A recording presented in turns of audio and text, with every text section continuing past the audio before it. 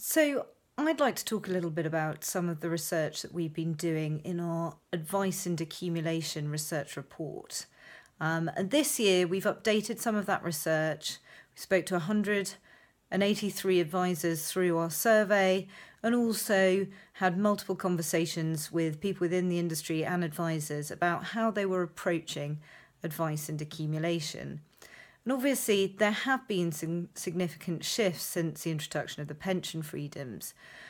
One of the areas that we've been tracking is how advisors are advising clients, whether they're suggesting that they should go into drawdown, or whether they're recommending to clients that they should take out an annuity. And what we've seen is that the percentage of assets going into drawdown versus annuities has really shot up, and this year reached a high of 85% of assets, whereas assets going into annuities were just 10%. There's an interesting change also that we've seen this year around the level of investable assets that advisors think are the minimum threshold to advise on a drawdown strategy. So last year, actually a fair percentage of advisors were quite optimistic that there was no minimum level of assets needed before they would put that client into a drawdown strategy. And this year, we've seen higher percentages of advisors believing that actually that threshold is really around about £100,000.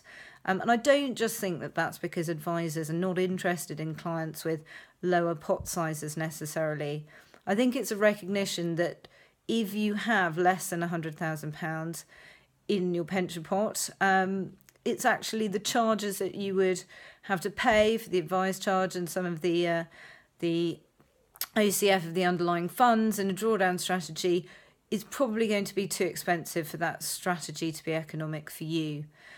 So what we are seeing, whilst there's only 10% of assets going into annuities, actually what advisors are doing is using annuities as a strategy for those clients with smaller pot sizes, or they're using them to annuitise a portion of the pot to provide a guaranteed income and leaving the rest of those assets invested.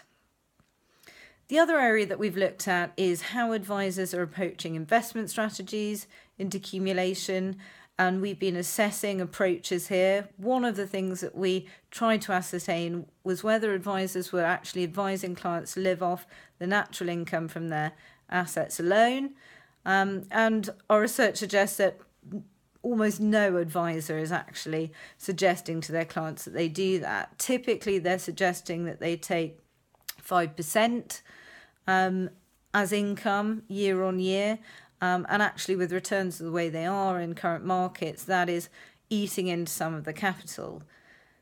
Interestingly, a lot of advisors are applying a bucketing approach where they might keep a year to 2 years worth of income in cash, where they invest the balance in a moderate or cautious portfolio, and then they also invest some of the client's assets in a higher risk, higher return portfolio for longer term investment strategy, and they're using that third portfolio to top up the cash. So we're starting to see a larger proportion of advisors using bucketing.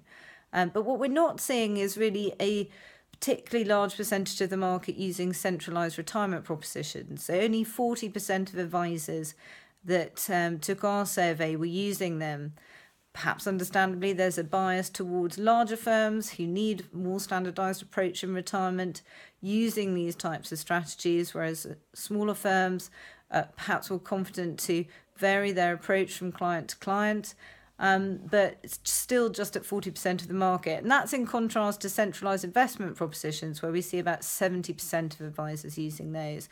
So I think one of the most interesting findings from our research is that really there's still a wide variety of approaches to investment strategies in decumulation. Advisors are still feeling their way here. And I think what's interesting is that there's been a slew of DFM model portfolio solutions that are starting to be launched to really try to tackle that problem of how to invest assets sensibly over a much longer term in retirement than they will ever have been invested before. So it'll be interesting to see next year if some of these approaches have gained traction in the market.